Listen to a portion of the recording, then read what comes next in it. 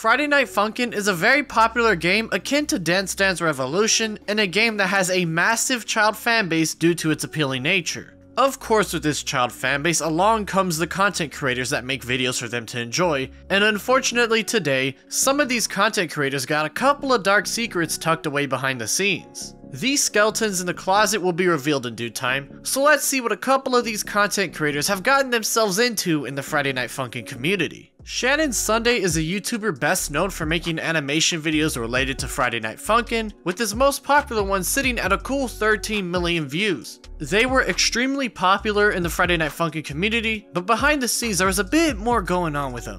To make it as blunt as I can, a Google document was released on July 15th, 2021, going over how Shannon was with someone when they were 17 or 18 and the other person was 12 to 13 years old. The document goes right into showing that Shannon sent a certain kind of website link to the 12-year-old when he was 17, along with him admitting to encounters with an ex of his who was still 13 at the time, saying stuff like how he's sleeping with them and how he misses them and such. More screenshots show Shannon acting some type of way and talking about the minor in a very strange manner, but they would eventually break up, causing Shannon to go a bit crazy in their DMs, practically begging for them to stay with him and whatnot. His ex would claim that what had gone on between the two of them wasn't platonic, and Shannon would try to guilt trip his way back into the friend group, at one point making a sort of tribute video of his and his ex's relationship.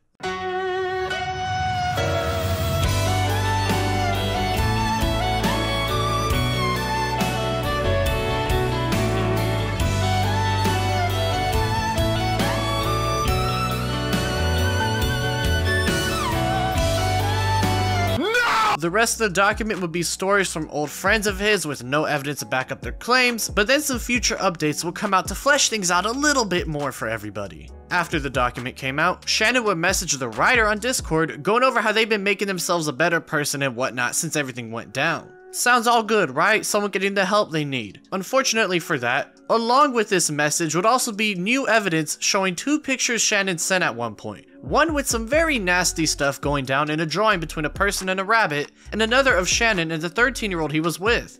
Given this new information, whether Shannon is getting the proper help or not is up to interpretation. The Shannon Sunday story is pretty cut and dry. It's clear that Shannon was trying to date someone 5 years younger than them, along with sending them links to certain websites, and given this is a massive age gap between someone who's almost out of high school and someone who might not even be in high school yet, it was no surprise that once everything was published, people wanted nothing to do with them anymore. Shannon took a few months hiatus from his YouTube channel after the news broke, and has recently gotten back into video creation, so at this point it's up to the public to make their minds up on whether they want him back or not. While this is nowhere near the biggest story of this video, it still gives you a hint of what's to come, as for whatever reason, the Friday Night Funkin' community really has a lot of bad apples trying to ruin the bunch, with some of those bad apples being talented as well, only making their inevitable downfall just that much more painful to watch. The Maze was a Friday Night Funkin' modder, best known for his mod Sunday Night Suicide, which is a parody based off the Suicide Mouse creepypasta. That mod would be the main thing bringing attention to his name, along with making mashup videos for people to enjoy on YouTube, and so he would start to gain a notable amount of attention towards his channel during 2021.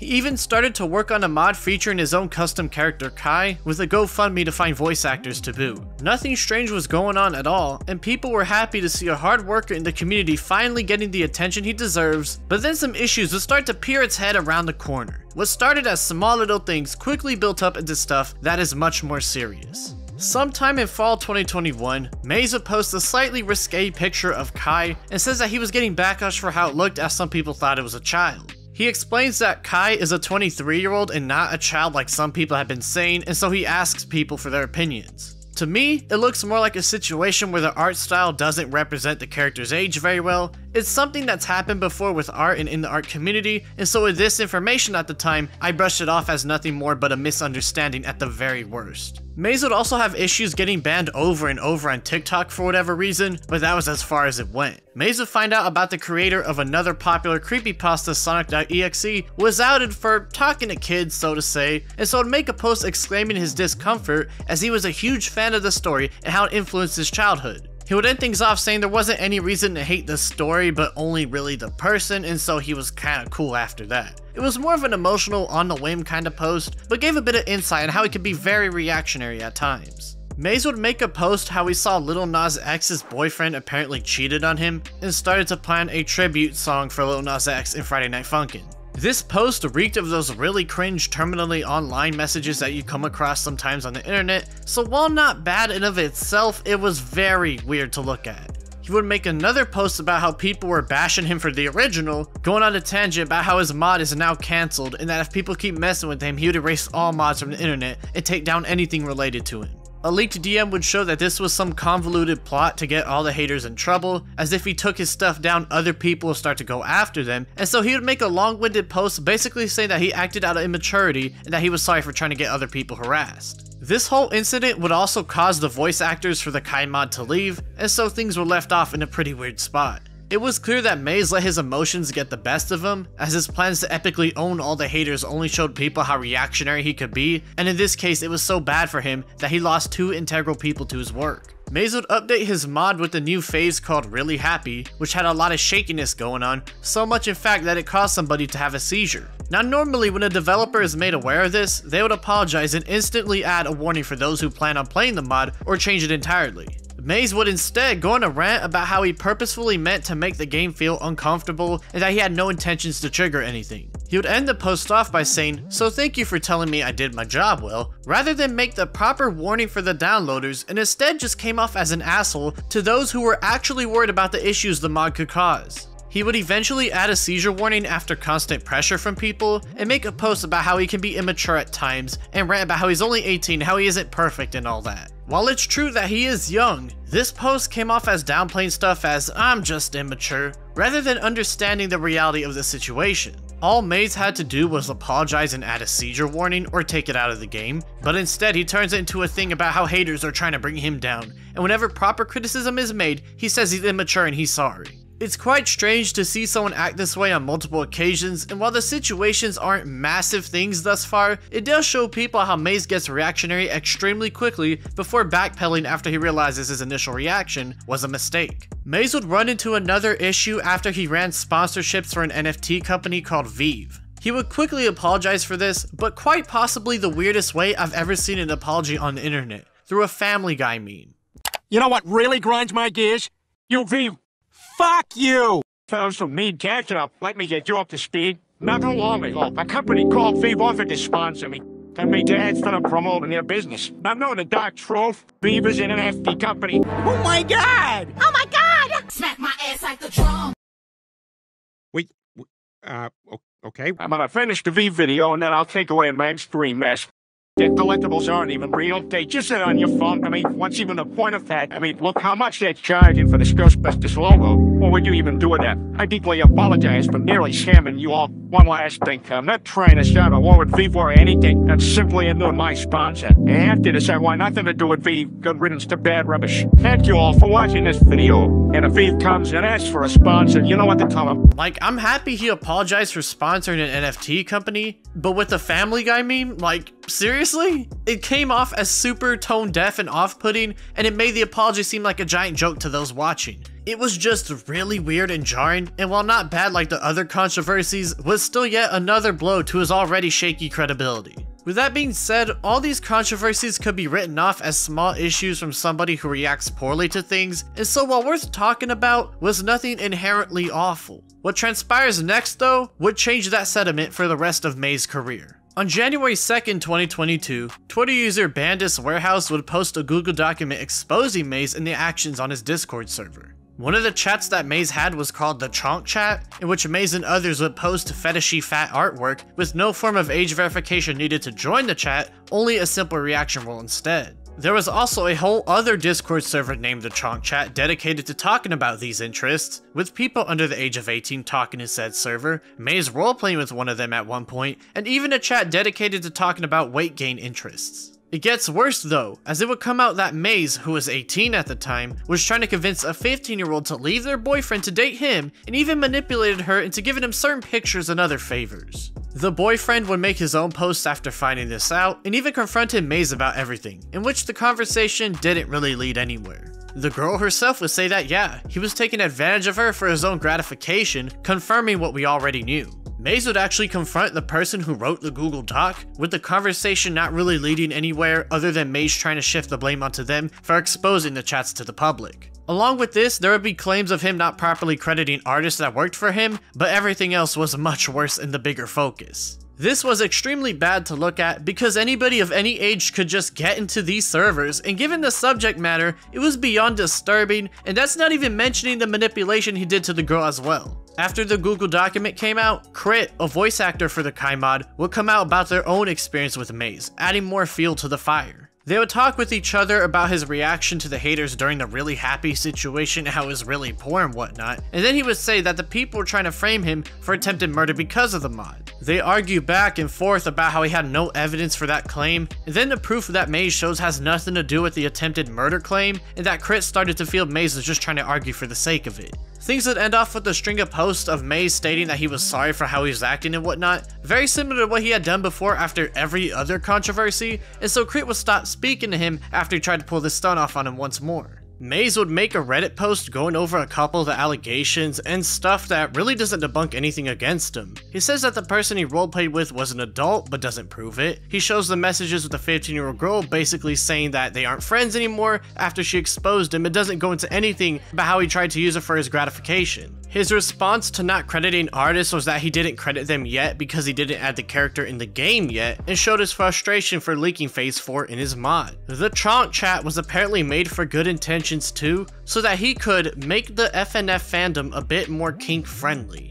Nothing like at all really made any sense here, no detail into the 15-year-old stuff, more mad about Phase 4 being leaked than the actual claim against him, and trying to say that he was doing a good thing by making the Friday Night Funkin fandom more kink friendly, a fandom predominantly made up of children. It screamed tone deaf, and so Maze will go on to make a YouTube video to defend himself later on. The video proves that the roleplay was with an adult, thankfully, but the rest of it was basically the Reddit post but in video format. He admits that the way to get into the NSFW stuff in his server was literally through a role and nothing more, which is extremely reckless as kids can just lie about their age. This whole situation is very bizarre, as it's clear that almost everything save for the 15-year-old situation comes down to extreme recklessness. You don't let people into an NSFW channel with just a role. The reaction to Phase 4 being leaked rather than the artist credit being the main issue was tone deaf, and going off about the haters during the Lil Nas X and Really Happy mod stuff was simply just wrong. Even with the 15-year-old thing, there was no hard evidence from either side, so that could come down to whatever you want to believe too, but it's still bad nonetheless.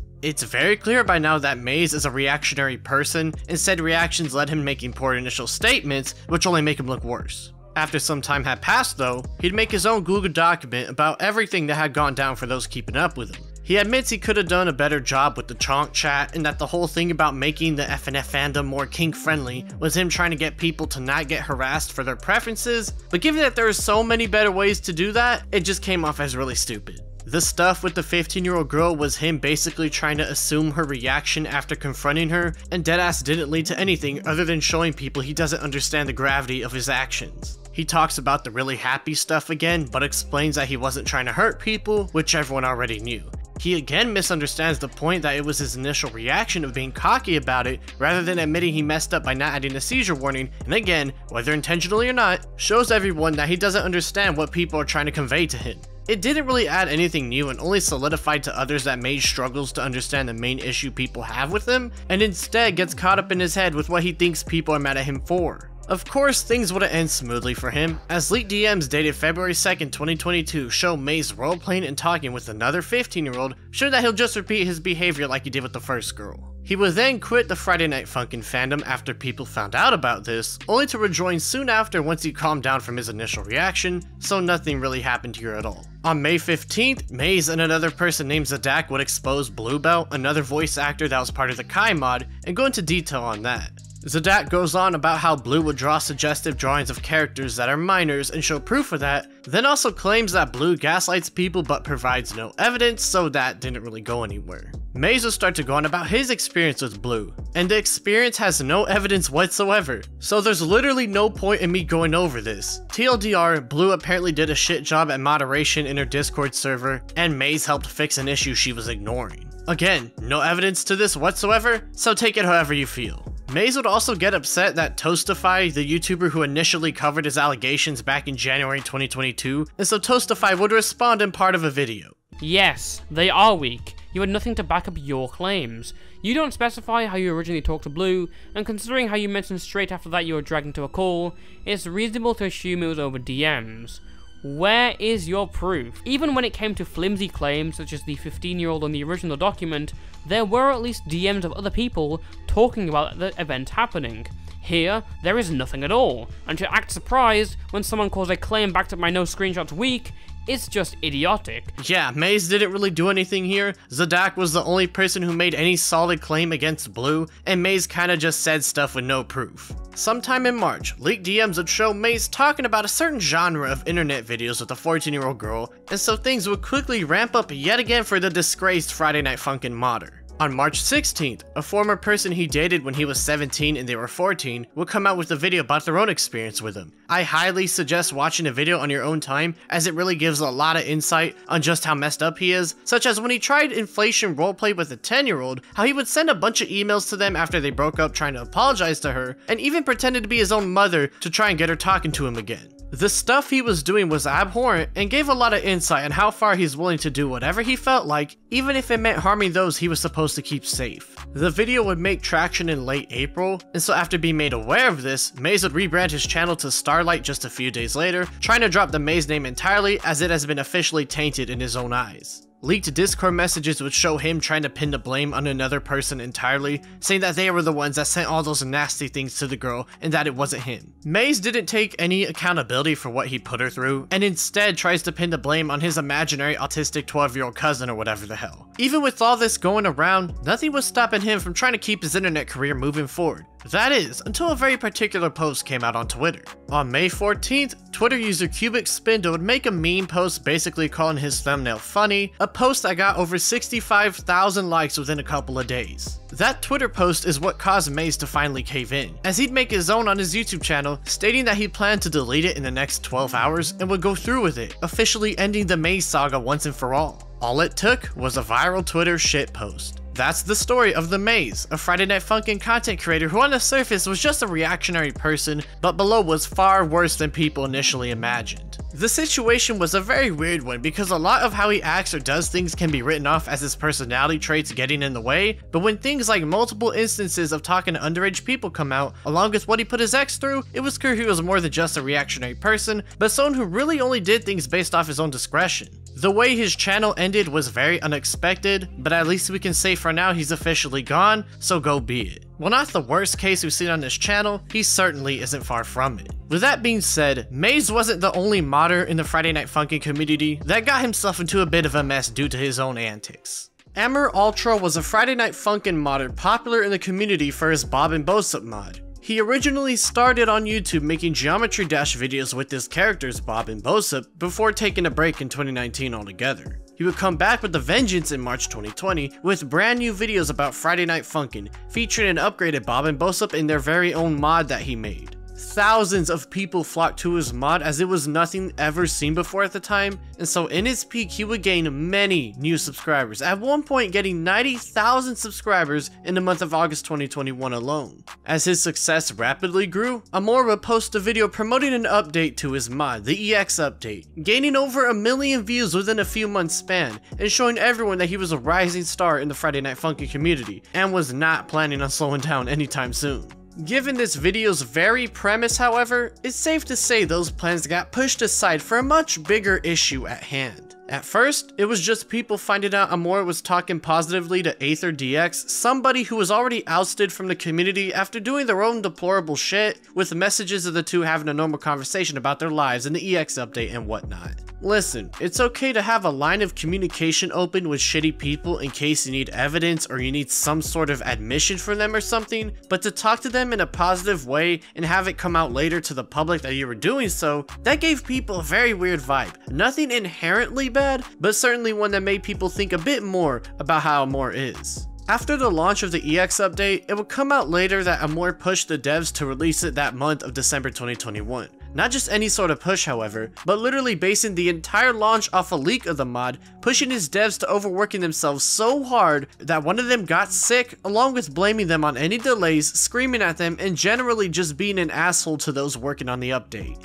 The mistreatment of his staff was awful to hear about, but not only would he mistreat his staff, he would also mistreat his video editors, going as far to pay someone who worked for hours on a video a whopping total of $40. That's it. If you're gonna hire editors, at least pay them good money and don't rip them off. 40 bucks ain't shit, and to see Amor pay someone so little is kinda shitty to do. Retro Dubs, a voice actor on Twitter, would come out with a post saying that Amor had him and another person in line to voice Bob in the EX update, but due to his poor communication, he dropped out and missed out on an opportunity to take part in a big mod and help his career out. He would end up in a Twitter space with Amor in it, and after noticing him, he would make a few jokes about missing out on voicing Bob, and others started to join in, and so it annoyed him and made him feel insecure about his voice acting work. Retro ends things off by saying he had to get this all off his chest because it affected him so much. These three situations are things that show a fault in character, but things that are forgivable and can be fixed. Amor clearly let his own stress about the EX update being leaked go into the dev group, so next time he can control his emotions before putting them onto others. He should start paying his editors more money now, which is an extremely easy fix altogether, so that one's a no-brainer. With the Retro Dub situation, it sounded like really bad communication from his part and unnecessarily teasing based off his own mistakes, so next time he should be more cordial and straightforward with who he hires and what his plans are for them.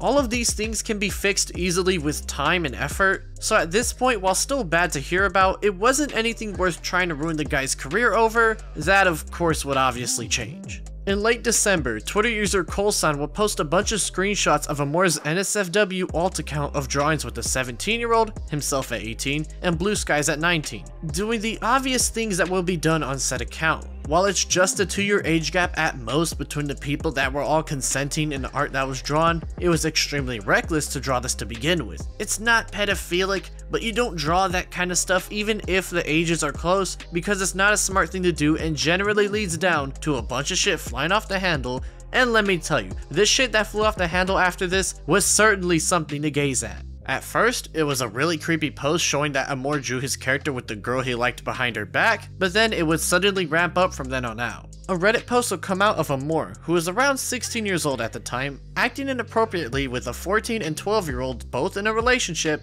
asking to draw NSFW drawings of their characters together.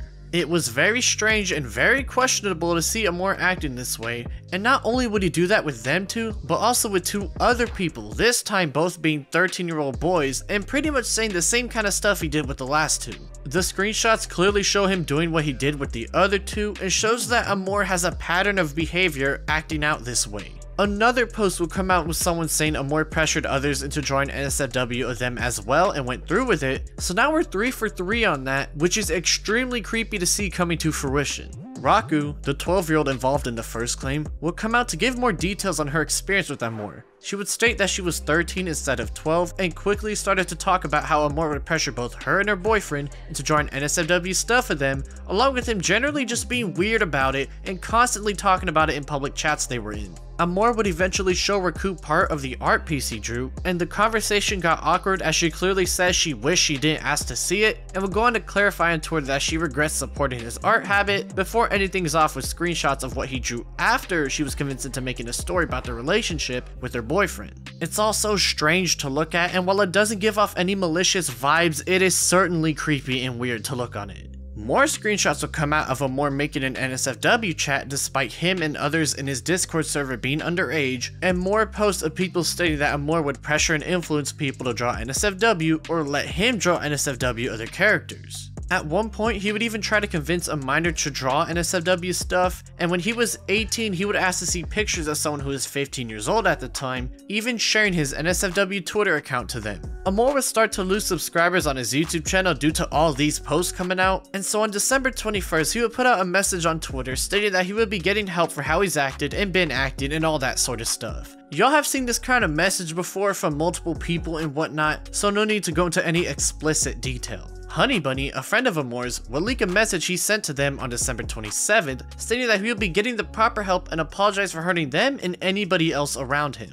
Ever since then, Amor hasn't posted on his Twitter nor YouTube accounts, and for all intents and purposes is officially gone from the internet. The story of AmorAltra is a really strange one to look at. It's clear that he wasn't being outright malicious with his goal of making those drawings of people, but he was letting his admiration for that type of artwork affect the way he talked to others, and generally led him down a path of being extremely creepy. Unfortunately for him, that path eventually led him down to sending his NSFW Twitter account to a 15-year-old, but it happened, so it is what it is at this point. While not the worst thing we'll go over in this video, it's certainly not a good thing either, though thankfully it does seem that he's helping himself out in the proper way, and those he affected have moved on from their experience with him and have been doing alright for themselves. With that being said, this story has another part to it, albeit not involving Amor, but someone who worked closely with him. Now here we have Bluskys, because not only was he involved in an AmorAltra drama, but he was also involved in his very own a few short months later. To sum up his involvement with AmorAltra, after everything went down, he made his own twit longer going over his opinions, defending Amor on a couple of things, as well as himself with getting that artwork with the 17-year-old. It wasn't the most important thing given the attention was all on Amor, and given it was just a 2-year age gap between the three of them in the art, most people wrote it off as very poor judgment, but nothing insidious. Months would go by after the AmorAltra situation, but then Blue himself would get caught up in his own piece of drama with his career on the line now. On March 12, 2022, Twitter user Siba would write a document going over Blue and his behavior ever since they met him. Siba was the voice actor for Bosip in the Bob and Bosip mod, so they weren't any sort of random person who said some stuff, but someone who worked along with Blue in the making of said mod. The document would first go over the fact that Blue had a folder of over 10 gigabytes of NSFW material, making him out to be some sort of massive creep, that multiple minors were following his NSFW alt Twitter account, and that despite the drawing with the minor being a mistake, it was still considered CP and obviously illegal, according to Australian and United States law.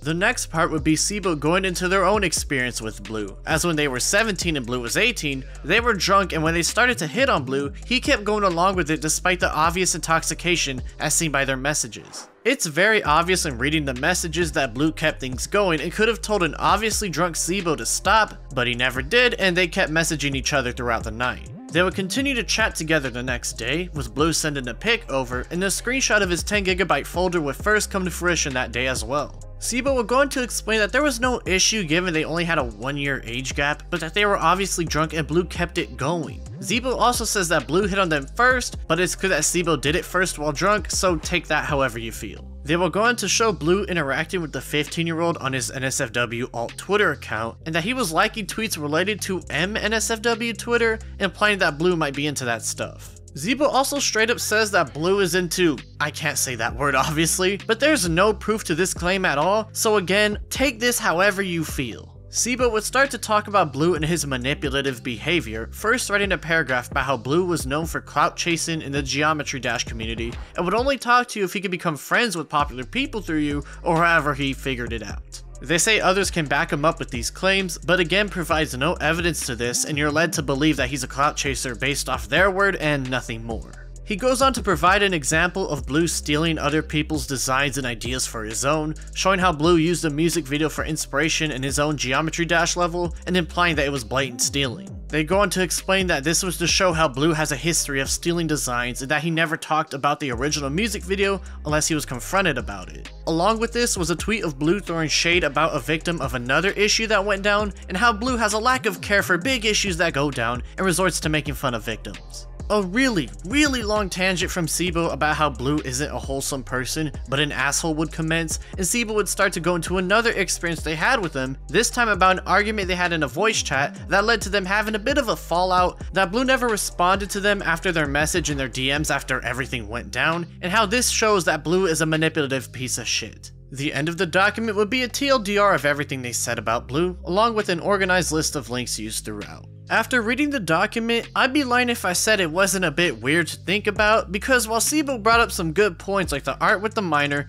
hitting on an obviously drunk person in themselves, and responding to a 15-year-old on the NSFW alt Twitter account, a lot of other things could be seen as inconclusive or downright petty. The animation in the Geometry Dash level was clearly inspired by the music video and not copying. The point of Blue having a giant folder of images was moot and was only included to make him look like a massive weirdo and creep so that he looked bad and nothing more. And their argument together was literally just an argument between people and not really something you bring up when trying to expose somebody for heinous stuff unless you're just being petty. Either way, the good points stuck out to everyone who read, and so within the next couple hours, Blue would come out with his own document explaining his side to everything in order to clear his name up. Blue would confess that he has an addiction to said images and he wasn't proud of it, but after seeing the initial tweets exposing Amor, he finally took a step back to see how bad it had gotten, and that once Amor left the internet, he decided to delete the folder altogether. He explains that it was true that some minors were following his NSFW alt Twitter, and that he forgot to remove them from following the account, and how he should have been more vigilant with running said account.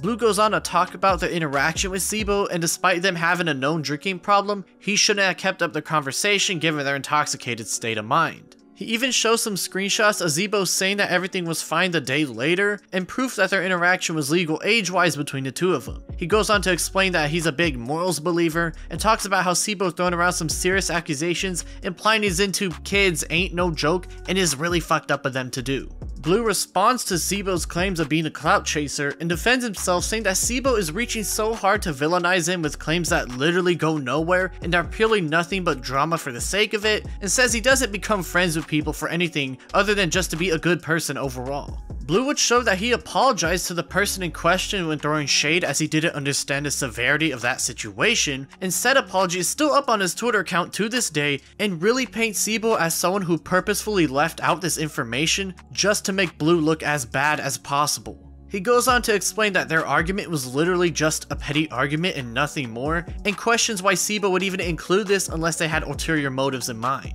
The end of the document will be Blue stating that the 15-year-old he asked for stuff from on Twitter got exposed for lying about their age beforehand, and that he only interacted with them because their account had the 18+ symbol at the time, and shows that he can't even find the original post from that account anymore as well.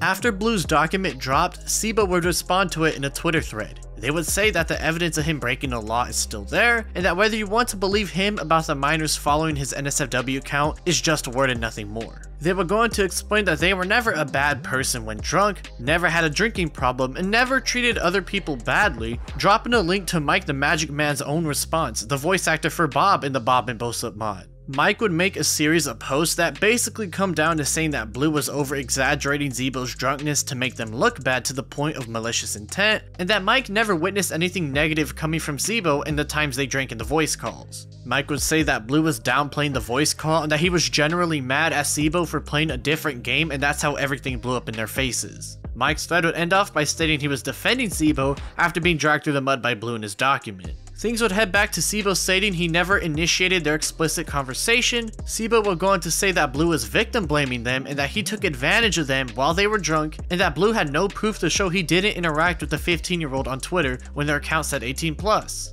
They would conclude the thread by saying that Blue was trying to flip the script in order to make him look bad and malicious with their intent in making the document to begin with. Blue would respond to Sibo's thread and accept that he did victim blame them and that he regrets taking advantage of them while they were drunk. He goes on to explain he has no indecent images, but that's all up to his words, so it is what it is, and explains that his memory from the argument in the voice chat was bad and that he was sorry for misremembering it. He would conclude everything with a long post apologizing for his own actions, stating he felt cornered and that Sibo wasn't the bad guy in the situation at all. Things would end off with him stating that he would talk to his college counselor about how to improve himself, and that he would take a long hiatus from the internet for the time being.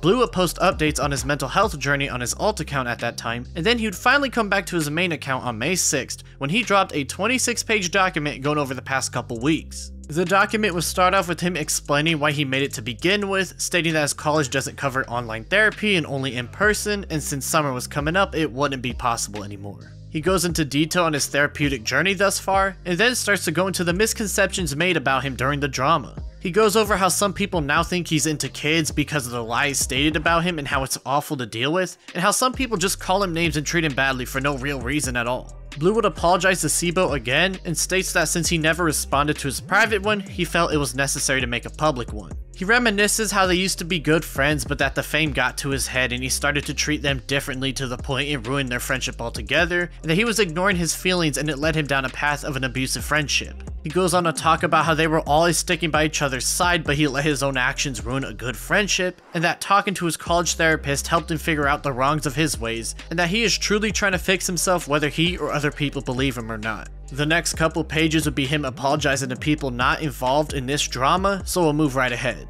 Blue will go on about the changes he was making in his life and the way he carries himself for the next 2 or so pages, talking about how he plans to share his graphic design passions more, basically stating he plans on doing positive things in order to create a more positive mindset and lifestyle around him. He also states he's not interacting with minors on Discord anymore because it's too much of a risk given that people try to twist things and he doesn't want to deal with that kind of stress anymore. He would end things off calling out YouTuber Captain Jack Attack for not covering his side of the story and being extremely biased with his coverage, and overall doing a shit job at covering things to begin with, going on about how he needs to be more truthful given his style of content, as getting things wrong, incorrect, or with clear bias can be really bad for his career. He would thank YouTuber Serial Introvert for being concise with his coverage as well as being informative and unbiased, and that he respects the work put in it even if it's still about stuff that made him look bad. Sibo would respond through somebody else's post where they said they wouldn't forgive him, saying that they'll forgive but not forget, that there are things about Blue that never made it to the public given the circumstances, but again, given how Sibo has said a lot of hearsay throughout this entire drama, it's up to interpretation.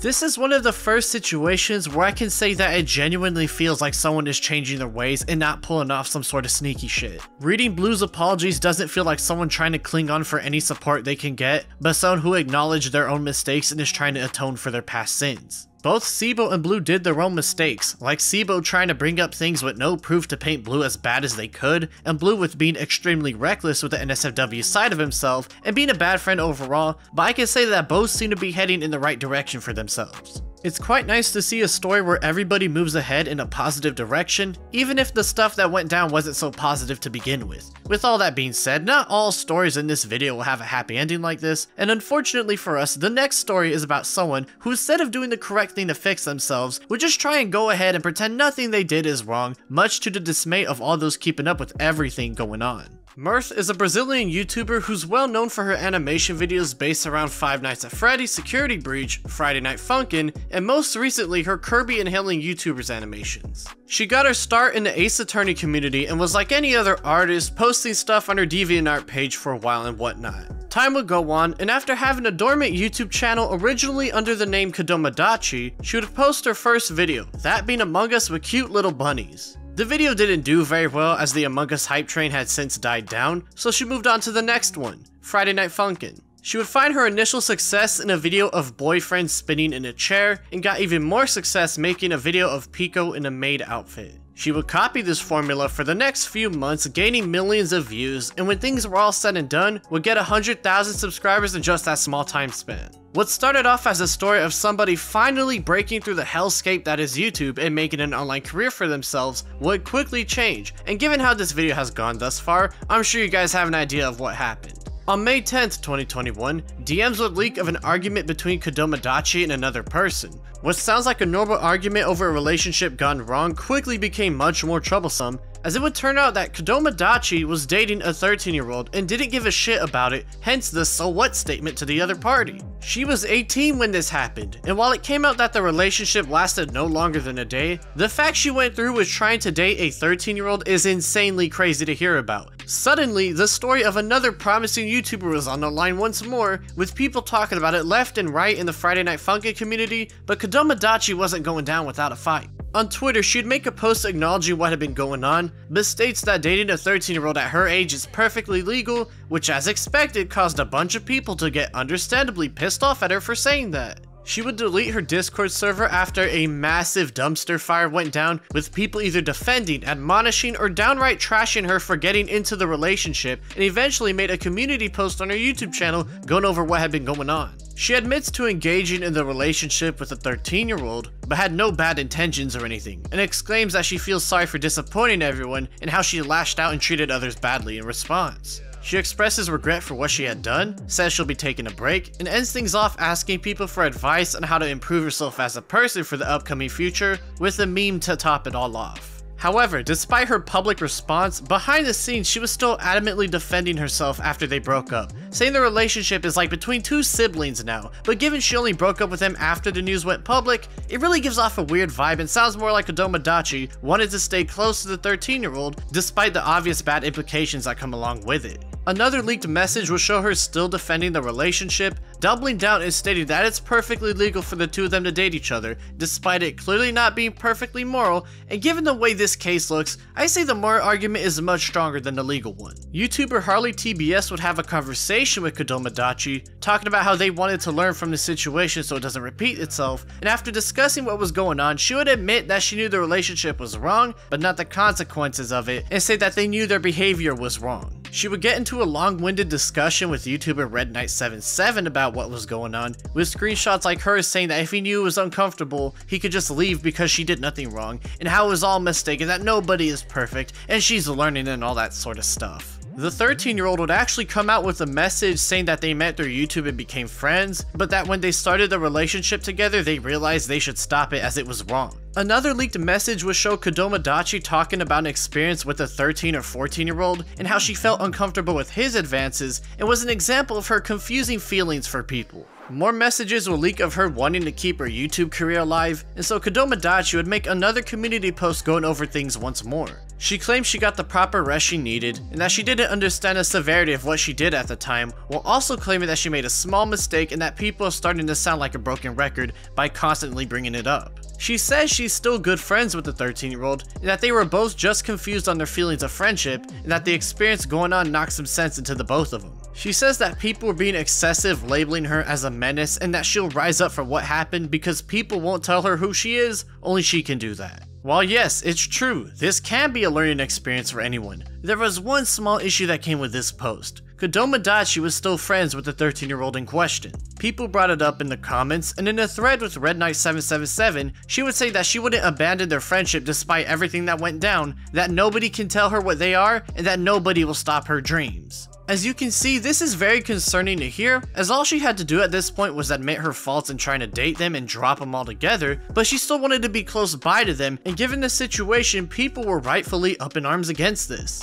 After all this went down, she would take a hiatus saying she was going to retire the channel and dip out from the internet, but not before going on a really long tangent about social media and relationships and to not let anything influence her choices, notably saying she won't repeat this same mistake again. After this, she would purge a couple million views from her channel and go radio silent on the public level. She would come back to YouTube on September 27th with a video introducing herself as Mirth now, rebranding the channel a little bit. She would make an extremely long-winded description responding to the haters, which just reeks of somebody who doesn't want to take accountability for what they did, and is just trying to get the epic own on everyone, while also trying to keep their YouTube career alive. People in the comments obviously started to clown on her, and she would try to defend herself, but for those who knew who she was beforehand, it was just another attempt at somebody trying to scurry their way back into the career they so desperately craved. Now by this point, it's obvious she's trying to rush her comeback and started to make videos not related to Friday Night Funkin' in order to gain a new subscriber audience that had no idea of her past.